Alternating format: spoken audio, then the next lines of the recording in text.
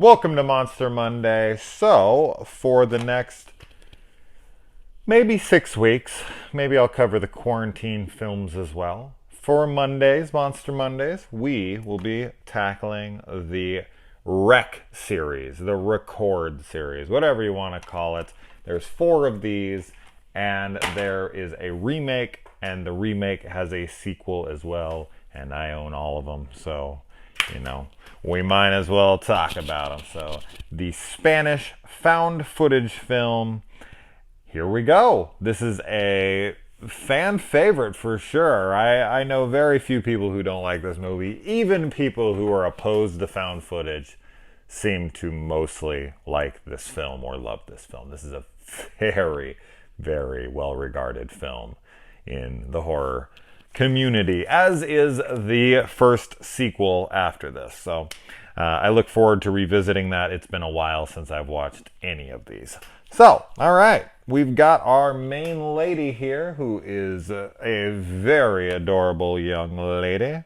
And it even says a beautiful TV reporter and her cameraman. So even my DVD here agrees with me that Manuela Velasco is just beautiful. So, of course, I didn't write down her damn name, nor did I write anyone's name, so typical me. This is a short movie. I mean, take the credits out, it's like an hour and 15 minutes. It is a quick one, but let me tell you, man, it is well paced, because when this thing gets going, which is almost instantly, I mean, you have the initial setup where she goes to the fire station, she's talking to all the guys, and I really like the remake too, with Jennifer Carpenter. It's almost shot for shot. I will be very curious to visit it and see how close it is. But one thing I'm really impressed with in this movie is essentially when you do have the found footage style, a lot of the times you have a one take kind of film.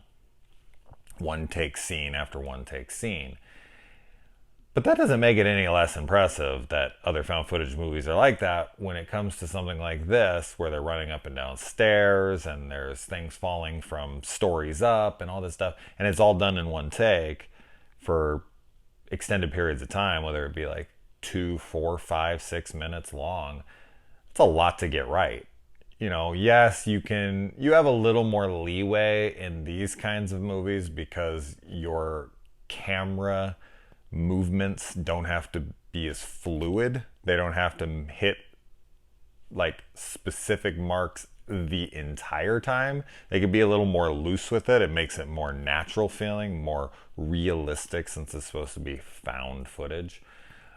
So the cameraman, while his job is definitely not easy, it's a little easier than fluid camera moments that are all tracked and all predetermined.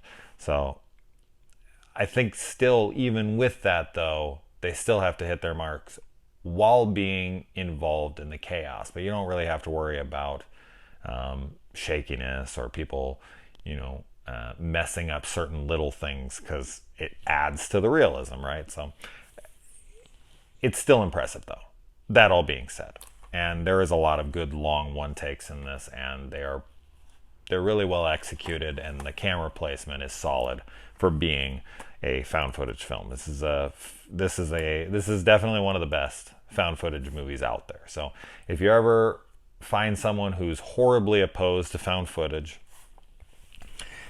you got this to show them amongst some others. And if they're like horribly opposed to subtitles and foreign films, you've got Quarantine, which is pretty similar. As I said, I'll be very curious to revisit it to see if it does hold up. I'm not somebody who's opposed to Americanized remakes or remakes in general, as long as they're well done, as long as they're good. Of course, you always want to live in that perfect world where you can just, wish that people would watch foreign films and that all people would be like that. And you could be like, oh, well, they should just watch foreign films. And if they won't, then they don't get it. And I get the mentality. I definitely get that sentiment. But I'm okay with there being the English version if need be. You know, if that gets people to watch it and they enjoy it, I mean, what's really the harm in it? So if you don't like it, don't watch it. That's always been my motto, and it always will be. Moving on from that, I do like the addressing of why are we still filming? A lot of these movies that we watch, the biggest question is, why are they still filming? Why are they still filming? And very few films actually answer that question. And this film answers it just a lot more organically. Like, they're a camera crew from a news network. They would absolutely film everything. They would 100% for sure film everything. That's what they're there for. They're video journalists. That's their job. They're waiting for a story like this. They're waiting for a moment like this. Even though it's chaos, they think, we're going to have ratings through the roof. We're going to catalog it. And some, I don't know how much integrity these newscasters and journalists and whatnot have, but if they have any actual integrity to their craft, they'll want it just to tell the truth, to have an expose on what actually happened. So either way, whether they're attention seeking or not, and they're just true to their passion of their career, they would film 100%. That's the way I feel about it. So I dig that that's the setup here, is that we're filming through a camera crew for a news network, because that answers that question right off the bat. I just never would it cross my mind. And plus, the residents of the apartment that they go into want them to film, because they're like, well, I want this on record. Make sure you get this. I want to make sure we expose whatever's going on here so people know what we went through, so that it is a recorded piece of evidence for the future in case something happens, which of course it does, but it is not the police's fault. They actually were right in quarantining, yeah, that works, the building. And then I feel like the cop who kills the old lady upstairs should have been thankful that they were filming that, because it so clearly gives him an alibi, or it shows so clearly that he was doing it in self-defense. It totally exonerates him. From what I see, it's like, that chick was crazy. She already bit someone in the face. She was running at him when he was yelling stop. He should have been like, you got that right, you got that on film. But he's mad. I can kind of see why he wouldn't want it filmed, because that's not a part of your life you want to be on television. That's not something you want exposed. But in legal, in your legal defense, which is much more important than your pride, because going to prison, I mean, throw your fucking pride away. You don't want to go there. You want that tape. So I get his moment there, and he already wanted him to stop filming, but I'm sitting there being like, you make sure that stays recorded. I ain't going to jail for that shit, or getting reprimanded, fired, put on leave, whatever. I did the right thing there, and I want that documented. So there you go. This is an illness that's kind of like a zombie virus, except for at the end, it's more revealed to be experimentation with a demonically possessed girl, and that it's actually contagious. There's like a contagion to it. So this is like contagious demonic possession, which I'm really curious. I remember the second film getting a lot more into that side of things, and I will be excited to delve deeper into that lore with it, because it's very vague in this, and I don't want to speak too much on that, but it's cool. I mean, it's a different take on the zombie subgenre, so to speak. It's kind of a mismatch, a a blending of genres, and it's cool, and I dig that. So, yeah, I was gonna go somewhere with that. Now I'm not remembering what the hell I was gonna say, but oh, it spreads to animals. That's where it really turns to differently than other zombie films. Although, as I said, it's not a zombie virus. It does spread to animals, which I feel like should happen more. And I think the reason a lot of the times why it doesn't happen is because I know a lot of illnesses don't spread from humans to dogs and other animals. You know, it's mostly like a mammal thing, whatnot. But putting that aside, we are talking about fictional disease here. I would like to see more cross-species zombie films. Imagine a zombie tiger, a zombie bear, stuff like that. That's terrifying. But as I said, I think one of the reasons why that's usually not included is budgetary. That's like, I feel like one of the sole reasons for that. Like, we can't afford a fucking zombie bear. We can't afford, zombie rabbits. And, who knows, man, you could go nuts with it. Imagine, they have that Zombies movie where there's like zombies at the zoo. I think they made 2 of those things, right? There's Zombies and Zombies 2. I never saw either of them, but that's mostly just because of how cheap it looks. But I dig the animal zombie stuff. Dead Alive or Brain Dead is my favorite zombie movie, and that starts with that Sumerian freaking rat, and there you go. So zombies can cross species, and in this one they absolutely can, because it's an animal that guy seems to either be experimenting on or gets it somehow. I don't know really how, but maybe, as I said, they'll explore more of that into the sequel. The kid attacks the mom out of nowhere. There's a lot of like out of nowhere moments. If you're a horror aficionado like myself who watches this shit all the time, you can sense certain beats where you can feel the culmination of the scare coming. Like, there's a certain aura around scares like that where you can almost feel the noise and everything sucked out of the scene, and it's supposed to hit you blindsidedly.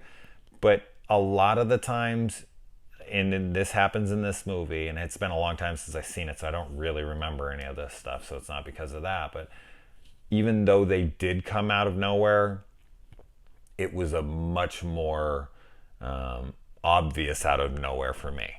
Like, it's rare that a scare actually comes out of nowhere. You can sense it. If you know horror well enough and you've watched enough, you can pick up on where the out of nowhere scares are supposed to come from. And that's why I think every once in a great while you do get an actual out of nowhere scare, or whatever. It doesn't even have to be a jump scare, because jump scares are kind of bullshit anyways, depending on, of course, how they're done. There's some great quote-unquote jump scares in here, but they're not accompanied by cheap music and cheap sound effects, and so that heightens them and makes them better done, better executed, should I say. And so yeah, there's that. I will say I saw some boom mics in shadows, and there shouldn't be a boom mic because the girl's wearing a lapel clip mic, so there shouldn't be a boom mic. That's a film fuck up, but whatever. In a film like this, I think the budget on this is like, I was gonna say pesos, but I'm like, wait, this is Spain. If this was Mexico, the chick reporting the news would have huge tits and tons of cleavage. You ever watch freaking like Telemundo here in the States? I don't know. Not all my audience is from the States, but if you're in the United States and you've ever watched like Telemundo or Mexican networks, man, it is hilarious how much they objectify women and sexualize them, which, if that's what they're all about and they're okay with that, then there's nothing wrong with that. I mean, just depends on your stance, and I'm all for boobage, so go for it. It's just funny when you watch it. Their humor and all that stuff is It's very on the nose. It's like, you like tits? We got them. Check them out. Anyway. So yeah, at first I thought this was Mexican, but then I realized this was from Spain. And let's see. Oh man, that scene with the mom getting attacked by the kid, and then her mom who's just been assaulted and bleeding from the face and everything. That's a true mom moment because she doesn't give a shit about herself at all. She's not like, oh my God, what's wrong with me? Oh my God, she bit me.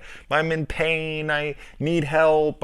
Nothing. She doesn't give a shit about that at all. All she wants is her kid back. All she wants is she's fighting people trying to get her child back. And in these kinds of movies, usually, and of course this is a foreign film, so it's a little different, but in American cinema, the kid usually isn't infected. The kid isn't usually the one who kills and turns and whatnot. You do see it here and there, but it's on the rare side. That's why kids in horror is not a good combination a lot of the times, because a lot of us know that the kid ain't gonna die. But in this film, of course they do. So that's always good. But that's a really sad scene, to watch her scramble for her child, even though she's obviously been injured pretty badly. She doesn't care. And I get that 100%. I mean, I'd just be like, no, you give me my kid. We'll die together. I don't give a shit. You give him to me. What are you going to take him for? Why bother? I mean, why bother, really? I mean, if they are already bitten and she's with her, she might as well just hold her kid and they can just die together. You know what I mean? So what's the point of taking the kid from her and all that? So it is what it is. But they handcuff her to the stairs, and then she just gets fucking ripped apart. Like when the I don't even know what to call these things. They're not zombies. They're not I guess they're possessed zombies. Does that work? I don't know. What do you guys think? But yeah, they come through the door and she's handcuffed. That's always sad when you see that. I've seen that in a few movies throughout my horror watching days, where someone's trapped somewhere, like with a handcuff or something, and then they let out the animals or the monsters or the zombies or whatever, and they just have to sit there and they're screaming, no, help, what the that's horrible, man. Not only did she just lose her child, but now she's handcuffed and has to be ripped apart. Wow, horrible. And I think that the hazmat dude, I know they call it something else in here. It's like BM something. Anyways, this dude comes in and he's trying to help him out. And then when he knows he's infected, he quarantines himself. He does the right thing. He doesn't freak out. He doesn't go against protocol. He doesn't have like a double standard, like, well, I know you were infected but I want out, kind of thing. No, he did the rational and noble thing and quarantined himself. He ended up still killing a guy regardless, but he did try. You got to give him that. The dude quarantined himself, and not many people would actually do that. So he really did take his job seriously and stopped even himself from exiting the building once he knew he had been compromised. So you got to respect that. And man, one of the best shots in the movie, I'll say that, because there's a lot of good shots, but one of my favorite, probably top 2 or 3, is when they look down the stairwell and there's like 10 of these possessed zombie creatures just looking up at them, and they're all like coming up the stairs together. What a horrifying scene. Could you imagine being in a situation like this? And then you just know you can't get out. That's another, like, that's what's so scary about this, is you're trapped in a building with the police outside, and every exit you try to go to, they're threatening to kill you if you come outside, and if you stay inside, you're going to get killed. So you're running from these guys, but there's really no exit. So what are you going to do? I mean, you're going to lay down and die? I mean, very few people actually would do that. So you fight for your life, and you would be terrified the whole time. This is a horrifying premise, and very well executed. So you can feel the claustrophobia and the trapping of these people, which is scary stuff. So they go up into the penthouse where no one's supposed to live, but of course some guy's been up there tooling around with stuff he's not supposed to be screwing around with. And yeah, as he said, he was trying to create some vaccine. It went the wrong way. Now he has to kill this girl that I'm assuming he kidnapped and was trying to create a cure for, not only with her, but other ones that have either been or are going to be. And then this creature comes out, which kind of reminds me of the creature in Blair Witch, the sequel from most recently, the Adam Wingard, Simon Barrett one, except for without the extended arms and legs from being hung from the tree. It just had a kind of similar look from my memory of it. Or maybe I'm thinking Taking of Deborah Logan. Maybe that's more of what it looks like. Regardless, it's a scary ass looking creature. Absolutely. What the hell was that thing? Yikes, that thing's terrifying. And then, yeah, I mean, we go into the night vision and we get the infamous scene of her being pulled out of frame, which has been copied in so many movies since. I don't know if this is the first movie to do it, but it's definitely the most popularized version of that. And yeah, I mean, in Paranormal Activity, you got Mika being thrown towards the screen, and in this one, you've got our main character being pulled away from the screen. So a lot of these found footage movies kind of have their iconic shot. Of course, Blair Witch is Heather Donahue's fourth-faced close-up apology. This one is the pull-away night vision. And of course, all movies have their iconic shot if they have any kind of fame to them. But these ones are very, very memorable, very noticeable, and the ones in Paranormal Activity and the one in this one are kind of the reverse of one another. But yeah, I mean, how many times has this ending happened now in a movie where the character's on the ground crawling and then they pull him out of frame? Come on. Even if that's not the ending, it happened somewhere in the movie. So that has been plagiarized or an homage, sampled, as they call it in music. So yeah, I'd be curious on what the first movie to do it was. Was it this one? I doubt it, but it's the one that popularized it, in my opinion. Anyways, guys, what do you think about Wreck? Are you a fan of this series? Are you a fan of this film? Are there ones that you don't care for? How do you feel about the remake? How do you feel about the remake sequel? We'll talk about it in the future. We got like 5 weeks from now before I finish this up, so we got a lot of time to discuss it. I'll see you in the comments. Adios.